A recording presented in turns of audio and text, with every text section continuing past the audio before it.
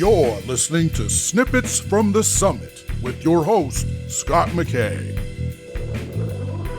How's it going, gentlemen? My name is Scot McKay, coming at you again with another Snippet from the Summit as part of the Mountaintop podcast from X and Y Communications. The perhaps provocative title of today's snippet is Sugar Brother. And I'm going to hit the ground running here with an explanation of exactly what I'm talking about. Essentially, Sugar Brother is a combination of two very, very well-known situations in the world of men's dating advice. The first one is Sugar Daddy, which is a very transactional relationship. Some people call it an arrangement, which is kind of a euphemism. There are even arrangement sites out there, right, to help facilitate these sort of connections between people who are so inclined. Now, in this situation of being a sugar daddy, typically an older guy who's pretty established will pay a younger woman essentially for sex. It's legalized prostitution. He'll cover her college bill, buy her a car, or perhaps even something as simple as a new set of tires for her particular car she drives already. In exchange, she offers sexual favors. At least that's the classic version of being a sugar daddy. Now, the concept of sugar brother, which I'm coining here today, perhaps for the first time ever, is a combination of that concept with the dreaded just be friend zone. As in, oh, you're like a brother to me. So who is this sugar brother, right? Well, a sugar brother is a guy who is doing things for a woman, paying her way, letting her manipulate him financially or to help her move, etc., right? He's providing her some value and, well, not getting the sexual favors in return. So why would any guy, given he's coming from a transactional mindset to begin with, put up with such a thing? Well, here's how the manipulation tends to work. First of all, the girl is most likely very hot, very sexy, and comes off very charming. It's not unlike a narcissistic manipulation. And indeed, the woman may be a total narcissist, or she could indeed just be looking to have one problem solved in her life by a guy who can give her money, or give her resources, or help her move furniture, whatever, right? So, Sugar Brother, perhaps, hitting a little bit of a dry spell with women nowadays, agrees to the requests, if not demands, of the, sugar sister, right? And what does he get? He gets some attention from her. She makes him feel good. She says nice things, but it's purely platonic.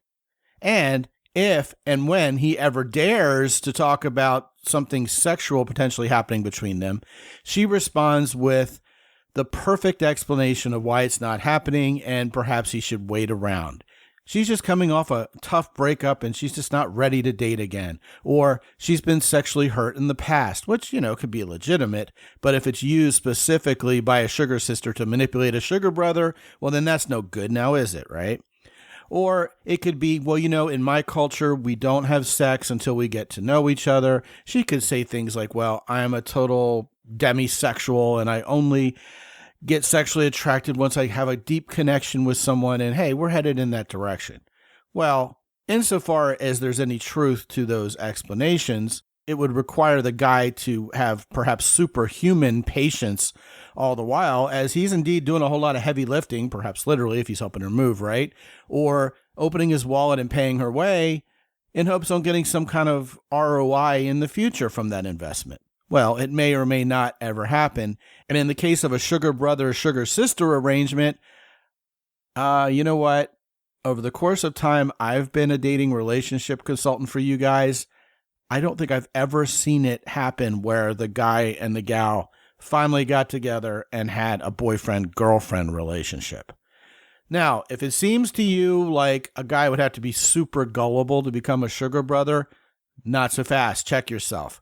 A lot of times women can have this siren-like effect on men where they really have sufficient enough allure to, lure a guy into that relationship on the promise of something happening in the future. And guess what? It's usually not Sugar Sister's first rodeo at this. She's probably honed her skills and gotten really good at it by the time she hits, legal adulthood. So guys, check yourself. It's easier to fall into this particular trap than you think. And even though it's not like we should be pressuring women for sex or thinking that if we take a woman out to Ruth's Chris Steakhouse, she owes us a blowjob or anything like that, we should move away from all things transactional, as is well documented in this podcast and in my writings. That's my firm opinion on the subject, even though the world seems to be moving in the opposite direction.